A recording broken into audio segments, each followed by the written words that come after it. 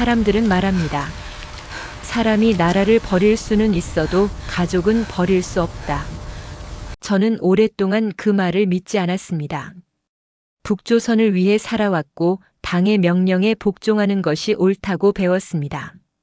하지만 북한에서는 개인의 자유와 사생활을 보장받지 못했습니다. 진짜 두려운 건 추위와 배고픔이 아니라 사람이 사람을 의심하도록 만드는 체제라는 걸요. 이제는 알고 있습니다. 탈북은 배신이 아니라 살기 위한 마지막 몸부림이라는 것을요. 지금부터 제가 왜 그 강을 건너 탈북할 수밖에 없었는지 들려드리겠습니다. 제 이름은 한기혁입니다. 저는 그곳 북쪽의 어둠 속에서 태어나 살았습니다. 저는 함경북도 변두리의 작은 마을에서 자랐습니다. 겨울이면 눈이 허리까지 쌓였고 전기는 며칠씩 끊기기 일쑤였습니다. 그래도 어머니와 저는 웃으며 행복하게 지냈습니다. 어머니는 장마당에서 옥수수빵을 팔았고 저는 보위부의 하급 조사관으로 일했습니다. 그때까지만 해도 믿었습니다. 우리가 굶으며 고생하는 건 남한과 제국주의 나라 미국 때문이라고. 매일 아침 방에서 내보내는 방송을 들으며 세상이 그렇게 돌아가는 줄 알았습니다. 하지만 어느 날부터인가 마을 사람들이 하나 둘씩 사라지기 시작했습니다. 이유는 단 하나였습니다. 남조선 드라마를 봤다. 전날까지 웃으며 인사하던 이웃이 다음 날엔 흔적도 없이 사라졌습니다. 저는 그들의 반동 사실을 기록하고 상부에 보고하는 일을 했습니다. 보고서 한 장에 도장만 찍어 상부에 보고하면 그 사람의 인생은 끝났습니다. 그게 제 일이었습니다. 하지만 제 양심은 조금씩 무너져 내렸습니다. 어느 날 밤 조사실에 한 여자가 끌려왔습니다. 이름은 정민서 27세. 혐의는 남조선 방송 불법 청취와 유포였습니다. 그녀는 눈밭에 무릎을 꿇은 채 떨고 있었습니다. 저는 남쪽이 어떤 나라인지 알고 싶었을 뿐입니다. 그 말을 듣는 순간 저는 이상한 감정을 느꼈습니다. 그녀가 틀렸다고 할 수 있을까? 조사관으로서 저는 냉정해야 했지만 저 역시 남한 생활에 대해 궁금하기는 마찬가지였습니다. 그날 밤 집으로 돌아와 어머니와 저녁 식사를 했습니다. 기혁아, 너도 알지? 요즘 식량 배급이 더 줄었다는 거. 장마당 장사도 단속이 심해 예전 같지 않고 힘들구나. 어머니의 손은 갈라지고 굳은 살이 배겨서 나무 토막 같았습니다. 그 손을 본 순간 마음이 시리도록 아팠습니다. 옥수수죽을 떠먹으며 저는 속으로 다짐했습니다. 이대로는 안 된다. 하지만 그 생각은 너무 위험했습니다. 다음 날 출근하자마자 상관이 저를 부르더군요. 한기혁 동무 요즘 행동이 이상해 각별히 조심하라우. 그 한마디에 저는 긴장했습니다. 마치 제 속마음을 들킨 것 같았으니까요. 의심은 곧 숙청 대상이 될 수도 있었습니다. 그날부터 저는 다른 사람들의 시선이 달라졌다는 것을 느끼기 시작했습니다. 마을 사람들도 저를 피했고 보고서를 올릴 때마다 상관은 저에게 의심의 눈초리를 보냈습니다. 내가 감시자가 아니라 감시받는 사람이 된 것입니다. 그리고 얼마 지나지 않아 어머니가 장마당 단속 중 끌려갔다는 소식을 들었습니다. 이유는 단 하나였습니다. 미국 돈을 소지하고 있었다는 거였습니다. 하지만 저는 알고 있었습니다. 그 돈은 3년 전 국경 근무 중 사라진 내 동생 지훈이가 몰래 보낸 것이었습니다. 그날 이후 제 삶은 무너졌습니다. 조직의 명령도 체제의 논리도 더 이상 믿을 수 없었습니다. 어머니를 구하려면 진실을 알아야 했습니다. 그 진실은 국경 너머 그들이 지옥이라 부르는 남쪽에 있었습니다. 저는 그때 처음으로 탈북이라는 단어를 머릿속에 떠올렸습니다. 하지만 그것은 곧 죽음을 의미하는 선택이었습니다. 그날 밤 바람이 세차게 불었습니다. 창문 틈으로 들어온 눈송이가 녹아내릴 때 저는 조용히 속삭였습니다. 지훈아, 내가 살아있다면 형이 꼭 찾으러 갈게. 그는 국경 경비대 근무 중 실종되었고 공식적으로는 탈영 후 사살로 처리됐습니다. 하지만 전 믿지 않았습니다. 지훈이는 그럴 애가 아니었습니다. 어머니의 방에서 발견된 작은 봉투에는 낯선 문양의 지폐와 함께 글자 하나가 적혀 있었습니다. 기억해. 3월 8일. 그건 우리 가족만 아는 암호였습니다. 그날이 바로 아버지가 돌아가신 날이었기 때문입니다. 저는 그날 밤 잠을 이루지 못했습니다. 라디오에서는 남조선의 타락한 사회를 비난하는 선전 방송이 흘러나왔습니다. 하지만 이상했습니다. 어머니가 사라지고 나서부터 모든 게 의심스러워졌습니다. 왜 굶고 고통받는 사람은 우리들일까? 왜 당 간부들의 가족들은 겨울에도 하얀 쌀밥을 먹을까? 저는 그동안 체제의 일부로 살며 누군가를 단속하고 누군가에게 고통을 줬습니다. 그게 옳다고 믿었지만 이젠 그 모든 게 거짓이라는 걸 깨달았습니다. 다음 날 아침 제 상관이 저를 불렀습니다. 한기혁 동무, 내 어머니 말이다. 조사 중 사망으로 처리됐다. 그 말을 듣는 순간 제 귀에서는 아무 소리도 들리지 않았습니다. 서류 한 장, 도장 하나로 인간의 생명이 사라지는 걸 수도 없이 봤지만 막상 그게 내 가족의 일이 되니 세상이 무너지는 기분이었습니다. 저는 무심히 묻듯 물었습니다. 시신은 어디 있습니까? 상관은 담배를 피우며 말했습니다. 불필요한 질문 하지 마라, 이미 처리했다. 그 말이 제 가슴에 비수를 꽂았습니다. 저는 책상 위에 놓인 서류철을 밀어버렸습니다. 그때 제 마음속 안에 무언가가 깨지는 걸 느꼈습니다. 그날 밤 눈발이 다시 흩날렸습니다. 저는 몰래 마을 외곽의 폐허 창고로 향했습니다. 그곳엔 정민서, 제가 신문했던 바로 그 여자가 있었습니다. 그녀는 단속 후 풀려난 줄 알았는데 알고 보니 가족이 보위부에 잡혀 있었습니다. 기억 동무, 당신도 이제 알겠죠? 이곳은 사람 사는 곳이 아닙니다. 그녀는 떨리는 손으로 낡은 무전기를 꺼냈습니다. 남쪽 방송을 듣는 방법이 있어요. 매일 새벽 3시 자유의 소리라고 불러요. 저는 주저했습니다. 그건 국가 반역이었습니다. 하지만 어머니의 죽음 이후 저에게 충성심이란 단어는 아무 의미도 없었습니다. 그날 새벽 저는 어둠 속에서 조심스럽게 무전기를 켰습니다. 잡음 사이로 희미한 목소리가 들렸습니다.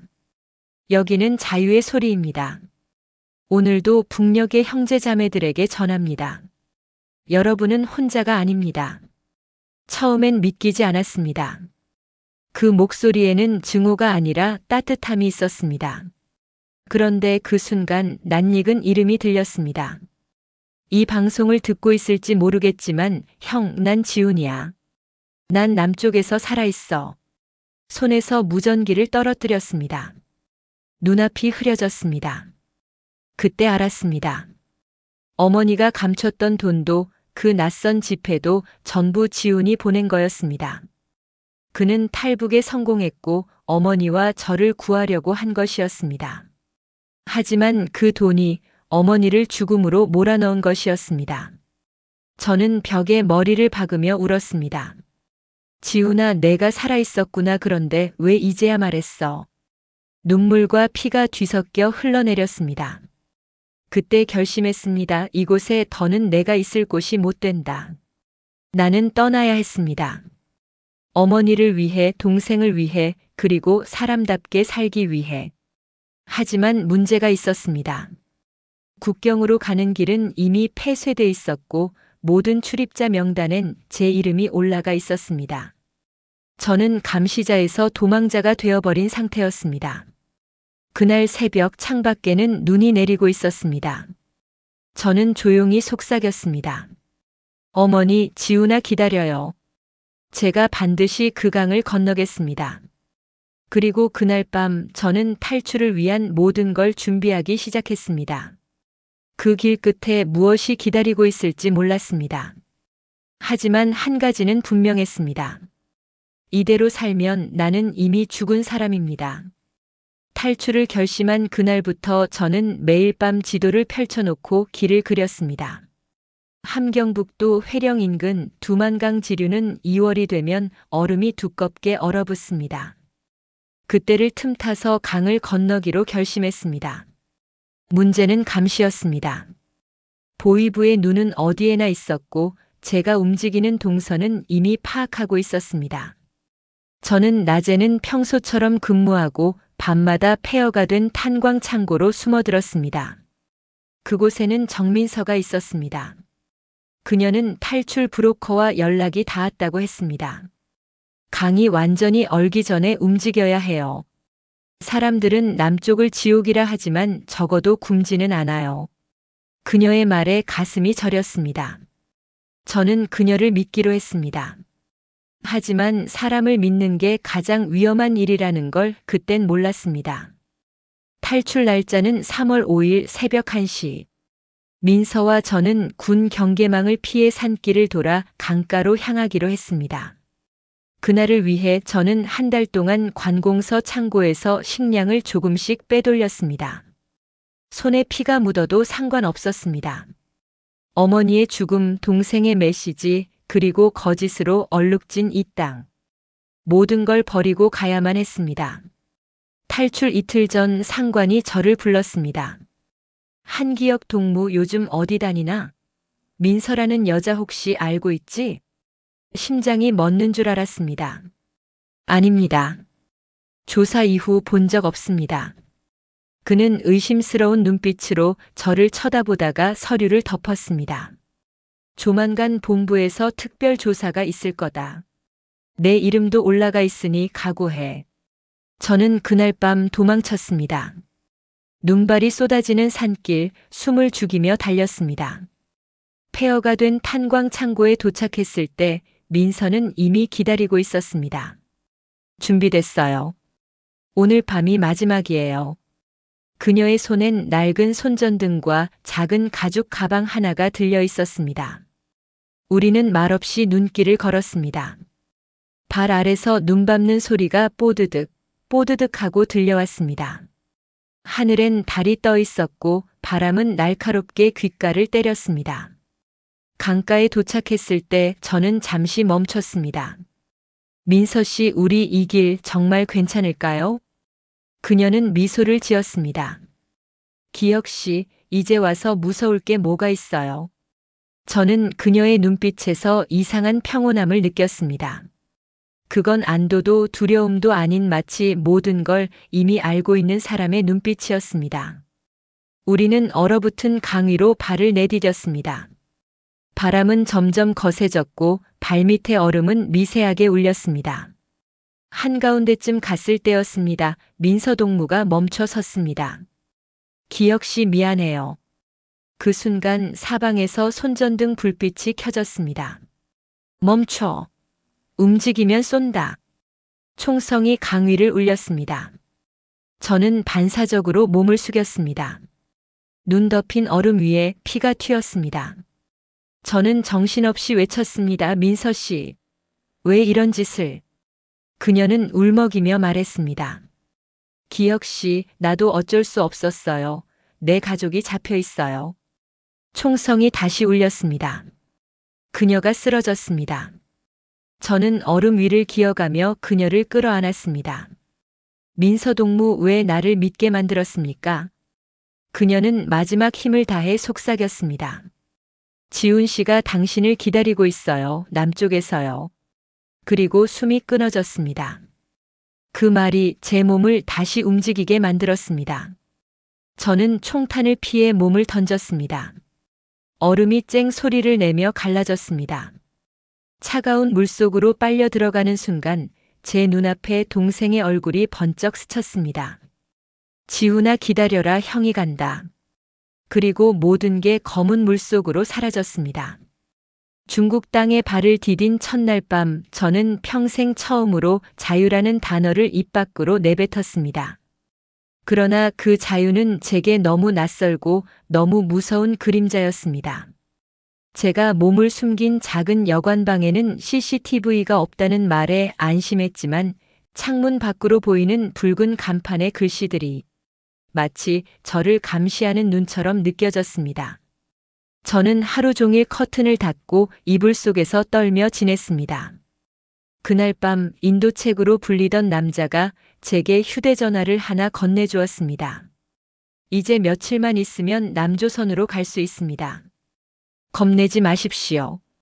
그의 말에 저는 안도했습니다. 그러나 전화기에 저장된 첫 번째 사진을 본 순간 온몸이 굳어버렸습니다. 화면 속에는 제가 북한에서 일하던 공장과 그 앞에서 찍힌 제 어머니의 모습이 있었습니다. 사진 아래엔 붉은 글씨로 이렇게 적혀 있었습니다.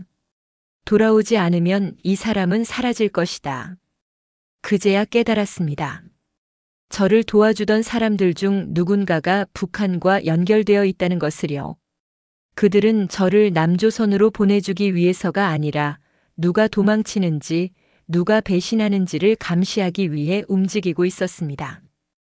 그날 이후 저는 도망자에서 또 다른 사냥감이 되었습니다. 매일 밤 다른 숙소로 옮겨 다니며 밖에서 나는 작은 소리에도 놀라 잠을 깼습니다. 도망칠수록 죄책감은 더 깊어졌습니다. 내가 탈출하지 않았더라면 어머니는 잡히지 않았을지도 몰라. 그 생각이 저를 더 힘들게 했습니다. 그때 같은 방을 쓰던 탈북 여성이 조용히 제게 속삭였습니다. 동무 남조선은 우리가 생각한 나라가 아닙니다. 저도 믿었는데 결국 다 이용당했습니다. 그녀의 말에 가슴이 철렁 내려앉았습니다. 무슨 말입니까? 우리를 데려가는 사람들 중 절반은 정보장사꾼입니다. 그들은 우리를 팔아넘기고 돈을 챙깁니다. 저는 믿을 수 없었습니다. 그러나 며칠 뒤 그녀의 말이 사실이었습니다. 그녀는 사라졌고 다음 날 공안으로 보이는 남자들이 여관을 덮쳤습니다. 저는 뒤쪽 창문으로 몸을 날렸습니다.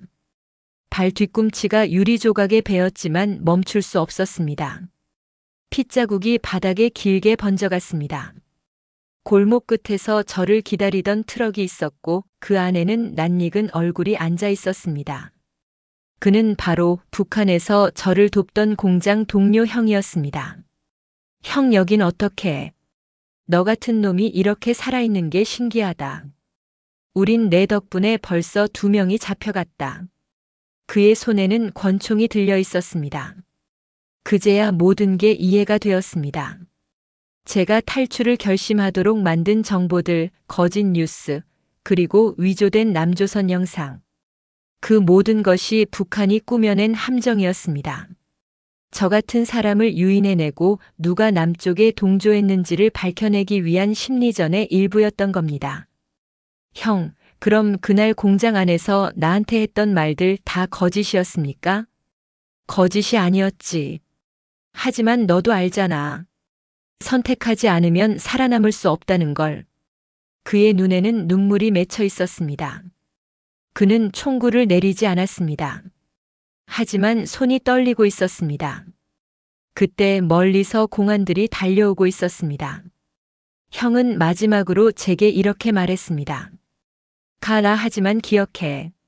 내가 쟁취한 그 자유도 누군가의 희생이 있었다는 걸. 그리고 그는 어둠 속으로 사라졌습니다. 그날 이후 저는 더 이상 탈북자가 아니었습니다. 저는 모든 게 혼란스러웠습니다. 제가 믿었던 것들과 원했던 세상이 모두 누군가의 거짓 위에 세워진 모래성이라는 걸 깨달았습니다. 눈앞의 자유가 왜 이토록 무겁게 느껴지는지 그제야 알 것 같았습니다. 나는 도망친 게 아니라 쫓겨난 것이었습니다. 그리고 그날 밤 저는 처음으로 남쪽으로 가야 하는 진짜 이유를 깨달았습니다. 단순한 생존이 아니라 이 모든 거짓을 끝내기 위해서였습니다. 남한 땅에 도착한 첫날, 하늘이 이렇게 푸르른 줄 처음 알았습니다. 저는 땅을 밟고 무릎을 꿇었습니다. 눈물이 멈추지 않았습니다. 살았다는 안도보다 너무 많은 것을 잃었다는 슬픔이 더 컸습니다. 이제 괜찮습니다. 여기서는 아무도 당신을 해치지 않습니다. 남한 정부 관계자가 제게 그렇게 말했습니다. 하지만 그 말은 이상하게 허공에 떠 있는 듯 들렸습니다. 저는 여전히 도망치고 있었습니다. 아무도 나를 쫓지 않는데도 제 안에서는 여전히 누군가의 발소리가 들렸습니다. 하루, 이틀, 그리고 한 달. 하루 세 끼를 배불리 먹고도 마음은 늘 허기졌습니다. TV에서 흘러나오는 밝은 웃음과 광고들은 저와는 다른 세상 이야기였습니다. 그 중에서도 가장 낯설었던 건 사람들의 눈빛이었습니다. 의심이 아닌 무관심이었습니다. 북한에서는 서로를 감시하며 살았지만 여긴 아무도 제게 관심이 없었습니다. 그게 오히려 더 고통스러웠습니다. 남한에 정착한 탈북민 지원센터에서 저는 매일 심리 상담을 받았습니다. 처음엔 아무 말도 하지 않았습니다. 하지만 상담사는 조용히 한 장의 사진을 제 앞에 내밀었습니다. 그 사진 속에는 북한에서 찍힌 제 어머니의 얼굴이 있었습니다. 그녀는 국경 근처 농장에서 몰래 찍힌 듯 허름한 옷차림이었습니다. 그런데 이상했습니다. 이 사진은 불과 2주 전에 찍힌 것이었습니다. 그리고 사진 뒤에는 이런 글이 적혀 있었습니다. 그녀는 아직 살아 있습니다. 그 순간 제 심장이 멈춘 것 같았습니다. 죽은 줄만 알았던 어머니가 살아계셨습니다. 그러나 그보다 더 큰 충격은 그 사진이 남한 정보기관에서 입수한 것이라는 사실이었습니다. 당신의 어머니는 우리가 추적 중인 인물과 연관이 있습니다. 그녀는 당신이 떠난 뒤 탈북자를 돕다 체포되었다가 풀려났습니다. 저는 이해할 수 없었습니다. 어머니가요? 저 때문에 잡히셨던 게 아닙니까? 아닙니다. 오히려 당신을 지키기 위해 일부러 체포된 겁니다. 그 말에 저는 눈앞이 하얘졌습니다. 제가 배신했다고 믿었던 어머니가 사실은 저를 살리기 위해 자신을 내던진 사람이었다는 것을 그제야 알았습니다. 며칠 후 담당 요원이 제게 USB 하나를 건넸습니다. 이건 당신 어머니가 몰래 남긴 영상입니다. 북한 내부 협조자가 목숨 걸고 빼낸 겁니다. 노트북 화면이 켜지자 낡은 방 안에서 어머니가 떨리는 목소리로 제 이름을 불렀습니다. 기혁아, 내가 이걸 본다면 너는 남쪽에 무사히 도착한 걸 거야. 엄마를 미워하지 말고 그곳에서 자유롭게 살아야 한다. 엄마의 얼굴은 주름이 더 깊어져 있었고 더 마른 모습이었습니다. 그러나 그 눈빛만큼은 제가 기억하던 그대로였습니다. 따뜻했고 단단했습니다. 그런데 영상은 거기서 끝나지 않았습니다. 어머니는 잠시 망설이더니 더 충격적인 말을 이어갔습니다. 그리고 기혁아, 지훈이는 살아있지 않다. 내가 들었던 그 방송은 북한이 만든 가짜였어. 너를 유인하기 위해 지훈이 목소리를 흉내낸 거야. 어머니의 목소리를 듣던 순간 저는 큰 충격에 빠졌습니다. 제가 그토록 믿었던, 그토록 의지했던 동생의 생존. 그것마저 거짓이었다는 겁니까? 저는 화면을 멍하니 바라봤습니다. 어머니는 눈물을 흘리며 계속 말했습니다. 지훈이는 3년 전에 국경에서 총에 맞아 강물에 빠져 죽었어. 나는 그걸 알고 있었지만 너한테는 차마 말할 수 없었다. 그런데 놈들이 지훈이를 이용해서 너를 속인 거야. 용서해라, 기혁아. 영상이 끝났습니다. 저는 모니터를 붙잡고 오열했습니다. 제가 강을 건넌 이유가 제가 목숨을 걸었던 그 모든 것이 거짓 위에 세워진 것이었습니다. 동생은 이미 죽었고 어머니는 제가 버렸다고 생각했던 바로 그 순간에도 저를 지키고 있었습니다. 그토록 원망하던 어머니가, 그토록 그리워하던 자유가 결국 같은 곳에서 만나는 줄 몰랐습니다. 저는 책상 위에 고개를 떨어뜨렸습니다. 눈물과 콧물이 뒤섞였고 숨이 막혀왔습니다. 담당 요원이 조용히 제 어깨에 손을 얹었습니다. 한기혁 씨, 아직 끝이 아닙니다. 어머니를 구출할 방법이 있습니다. 하지만 당신의 협조가 필요합니다. 그 말에 저는 고개를 들었습니다. 눈물로 범벅된 얼굴로 그를 바라봤습니다. 무엇이든 하겠습니다. 그날 이후 저는 다시 펜을 잡았습니다. 북한에서 금지된 글쓰기를 남한에서 다시 시작했습니다. 제가 겪은 일, 제가 본 진실, 그리고 아직도 국경 너머에서 누군가를 기다리는 사람들의 이야기를 쓰기 시작했습니다. 가끔은 하늘을 바라봅니다. 북쪽 하늘 끝 어딘가에 어머니가 계실 것 같아서요. 그럴 때면 마음속으로 이렇게 말합니다. 어머니, 보고 싶어요. 반드시 다시 만나요. 눈물은 멈추지 않았지만 그 눈물 속에는 더 이상 분노가 없었습니다. 대신 용서와 자유의 무게가 있었습니다. 그리고 무엇보다 다시 만날 수 있다는 희망이 있었습니다. 시간이 흘러 저는 남한의 작은 카페에서 일하게 되었습니다. 손님이 커피를 주문하고 웃으며 감사합니다라고 말할 때마다 그 단어가 새삼 낯설고 소중하게 들렸습니다. 그제야 알았습니다. 진짜 자유는 돈도 국적도 아닌 누군가를 용서할 수 있는 마음이라는 것을요. 나는 이제 도망치지 않습니다. 대신 기억합니다. 그리고 사랑합니다. 그렇게 저는 또 하루를 살아갑니다. 자유라는 이름의 무게를 느끼며 남한에 온 지도 어느덧 3년이 지났습니다. 처음에는 모든 게 낯설었습니다. 거리의 소음, 전광판의 불빛, 그리고 사람들의 웃음소리조차 제겐 어색했습니다. 하지만 이제는 이 소리들이 저에게도 익숙해졌습니다. 이곳의 하늘은 여전히 푸르고 넓습니다. 그 아래에서 저는 커피를 내리고 손님들에게 미소를 보냅니다. 작은 카페의 창가에 앉아 커피 향을 맡을 때면 이제야 조금은 살아있다는 실감이 듭니다. 하루는 한 손님이 조용히 제게 말을 걸었습니다. 사장님, 혹시 북쪽에서 오셨어요? 그 질문의 순간 숨이 멎었습니다. 그 말 한마디에 지난 모든 기억이 되살아났습니다. 잠시 망설이다가 고개를 끄덕였습니다. 그는 제게 커피 한 잔을 건네며 말했습니다. 고생 많으셨습니다. 저도 함경도에서 왔습니다. 이제 우리 같은 하늘 아래 있네요. 그 한마디에 가슴이 벅차올랐습니다. 우리는 아무 말도 하지 않았지만 서로의 눈빛만으로 지난 세월의 무게를 나눴습니다. 그날 밤 저는 카페 불을 끄고 혼자 앉아 있었습니다. 유리창 너머로 비가 내렸습니다. 그 빗소리가 두만강 얼음 깨지는 소리처럼 들렸습니다. 그 강을 건너던 순간 제 마음도 함께 얼어붙었는데 이제야 조금씩 녹고 있는 듯 했습니다. 가끔은 북한의 꿈을 꿉니다.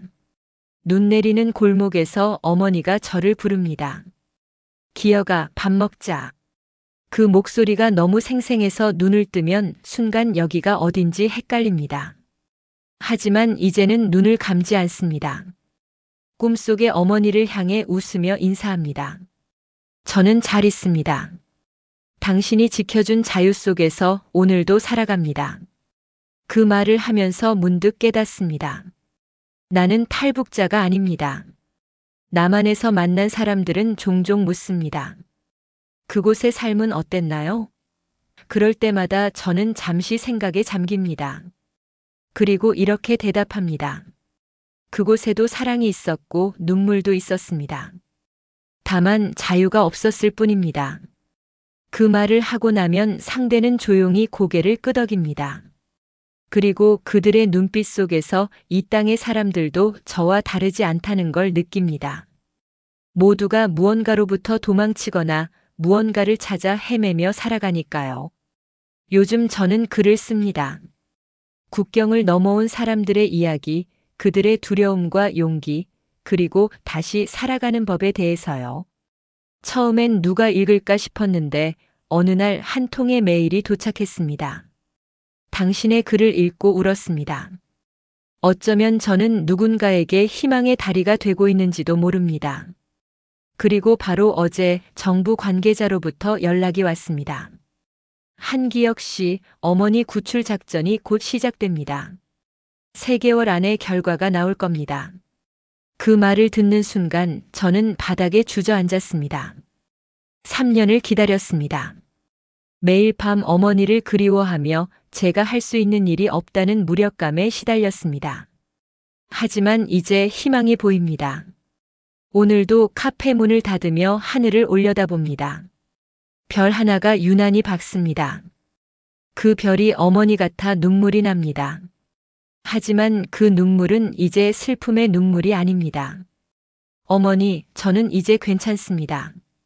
그 강을 건넜고 이제는 자유롭게 잘 지내고 있습니다. 그리고 곧 당신을 다시 만날 겁니다. 바람이 살짝 불어와 커튼이 흔들립니다. 그 순간 어머니가 제 곁을 스쳐 지나가는 듯 합니다. 그리고 마음속에서 아주 조용한 목소리가 들립니다. 기어가, 이제 그만 울어라. 너는 살아있다. 그게 다야. 그날 밤 일기를 쓰며 마지막 문장을 남겼습니다. 나는 도망자가 아니라 자유인입니다. 그리고 자유는 누군가의 희생 위에 피어나는 꽃입니다. 하지만 그 꽃은 결국 다시 만남이라는 열매를 맺습니다. 펜을 내려놓자 창밖의 빗소리가 멈췄습니다. 고요 속에서 오직 제 심장 소리만 들렸습니다. 그 소리는 이렇게 말하고 있었습니다. 살아있다는 건 다시 사랑할 수 있다는 뜻입니다. 그리고 다시 만날 수 있다는 뜻입니다. 제 카페 문을 열고 들어온 손님이 있었습니다. 낡은 코트에 주름진 얼굴, 그리고 익숙한 눈빛. 저는 손에 들고 있던 컵을 떨어뜨렸습니다. 기어가. 그 목소리. 3년 동안 꿈에서만 듣던 그 목소리. 어머니. 우리는 말없이 서로를 끌어안았습니다. 카페 안에 손님들이 박수를 쳤고 누군가는 눈물을 훔쳤습니다. 그날 저는 알았습니다. 자유는 혼자 누리는 것이 아니라 사랑하는 사람과 함께 나눌 때 비로소 완성된다는 것을요. 그리고 이 이야기는 끝이 아닙니다. 시작입니다. 아직도 그 강 너머에는 수많은 사람들이 자유를 꿈꾸며 살아가고 있습니다. 그들에게 이 이야기가 닿기를, 희망이 되기를 바랍니다.